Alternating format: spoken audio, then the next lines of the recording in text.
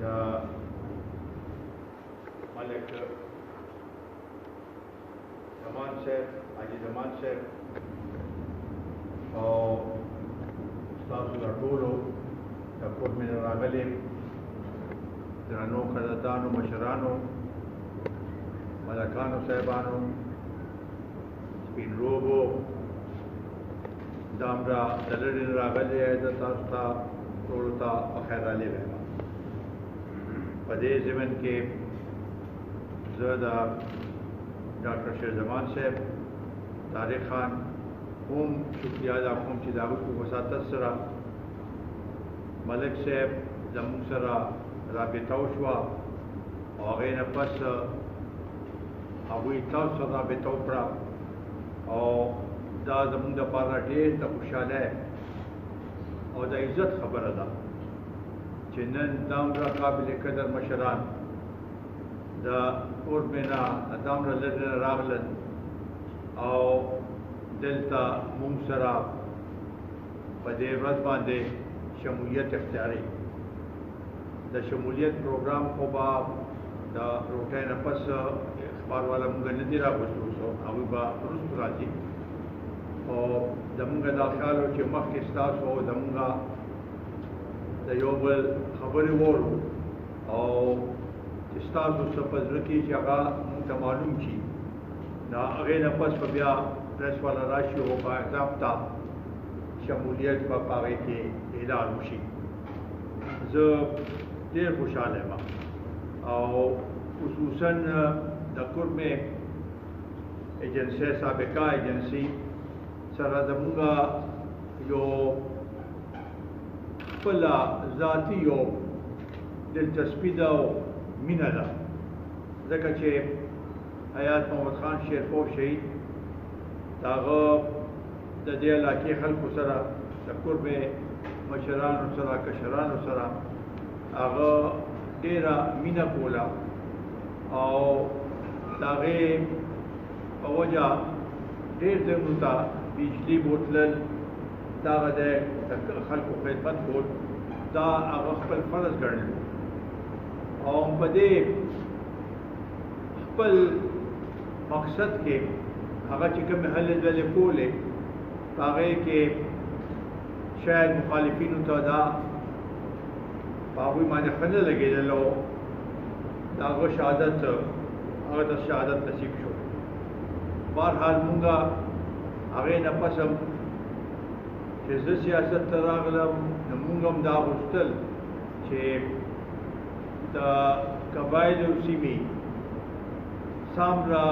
ایجنسۍ چې دي چې د هغوی مونږ خصوصي خدمت وکړو او په دې ضمن کې تیر ځل چې دا تیر حکومت کې چې دا امتمام خبره راغله نو مونږه ما به ذات خود په هغې کمیټۍ کې هم مونږه د دې حمایت کړو حمایت هم په دې وجه کړو چې مونږه غوښته چې دا علاقې چې پاسمانده پاتې شوي دي دا علاقې د ترقي وکړي او هلته د بنیادي سهولتونه خلکو ته ورسي په هغې کې تعلیم دی په هغې کې صحت دی په هغې کې هر قسم هغه دی نو هغه د خلکو ته ورسي او دا زموږ خواهش و چې دا یو صوبه شي د پښتنو اواز چې دی هغه به نور مزید مضبوط شي چې ټول مونږه مشترکه یو اواز شو نو دا زموږ لپاره یو ډېر مؤثر اواز دی او هغې وخت چې کوم پیکیج اعلان شوی و مونږ د هغې حمایت کړو په دې وجه چې هغې سره به حالات هلته ښه شي په هغې کې خاص کر د 100 ارب روپۍ هر کال د 10 کالو لپاره دا به اضافي ملاویږي د ایجنسو دپاره سابقه ایجنسو دپاره چې هلته ترقي وشي ورسره د نیشنل فائنانس کمیشن نه 3% به هم د دې علاقو کې دا لپاره خصوصي ملاویږي چې دا علاقې آباد شي. تیر الیکشن کې چې الیکشن کېده نو هغه وخت کې زموږ دا اواز و چې د دې صوبې یو خصوصي حالات دي، ځکه چې دا ضم کېدل په داسې وخت کې شو چې هغې نه فوراً بعد الیکشن او وعدې وشوې. زموږ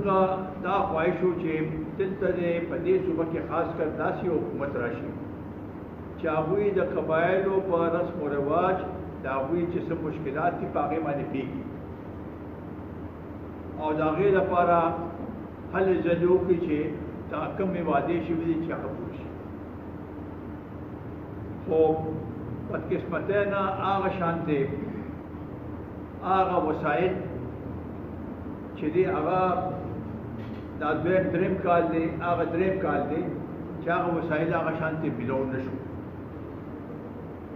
دا کومې ستاسو چې کوم تکلیفات دي، خو د صحت دی، خو د سړکونو دی، خو د بجلی دی، خو د اوبو دی، دا ټول همدغه هغې سره تړلی شوي چې دا وسایل میلاو شي. وسایل چې نی نو دا شیدونه نه شي کېدی هغه شان. دویم په دې کې دا و چې لازمي خبره ده دلته مخکې پولیس نو لیویز و او د هغوی خپل یو خاصدار و د هغوی خپل یو کردار و. پولیټیکل ایجنټ یو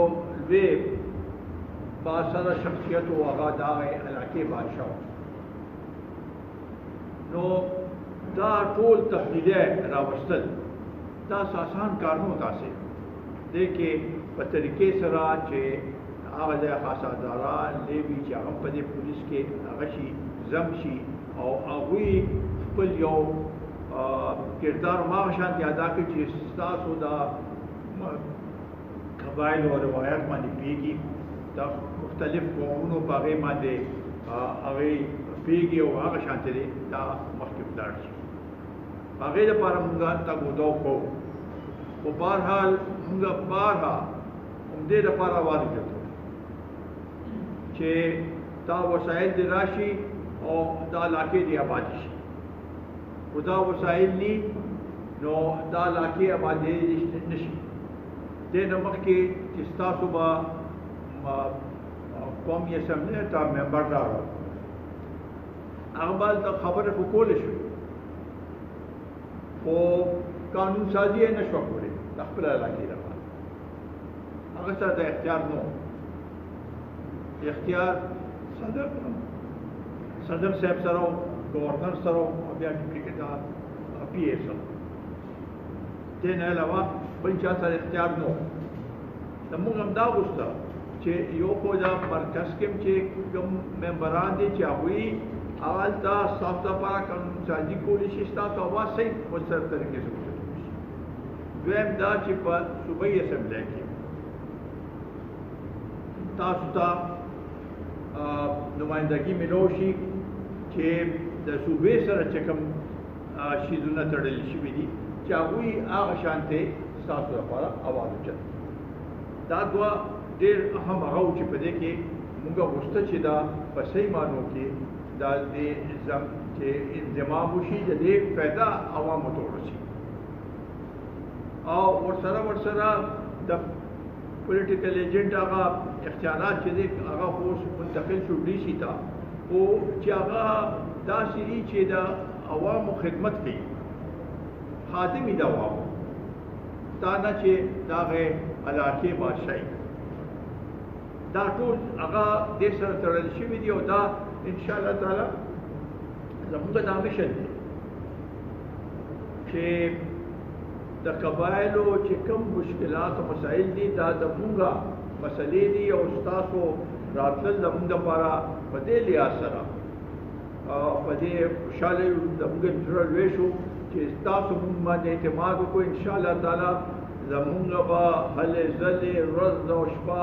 دا ستاسو لپاره اوس په اواز اوچتو. انشاءالله تعالی راتلونکي وخت کې چې کوم مسلې ستاسو دي هغه ټولې مسلې انشاءالله تعالی هم زموږ قومي وطن پارټي ستاسو لپاره حل کړي.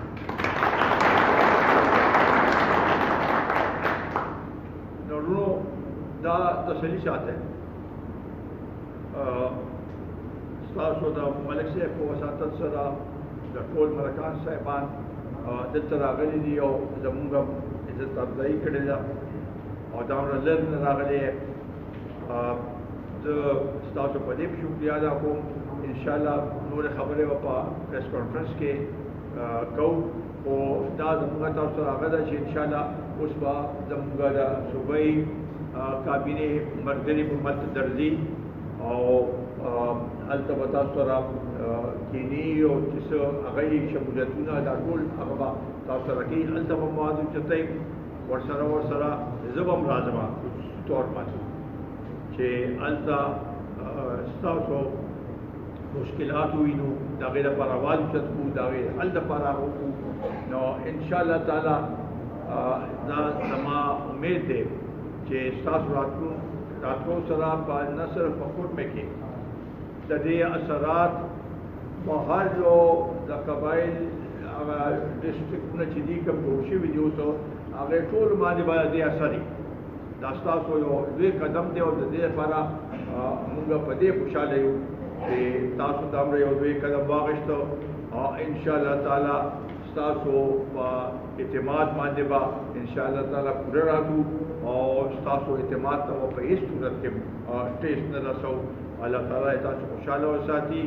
اوس به دې نه پس د ټیکالې بندوبست شوی دی هغې نه پس به بیا دلته د پریس والا هم راځي د هغوی په مخ کې به باضابطه طور باندې هغه کوو خو زما د طرفه ستاسو ټولو ته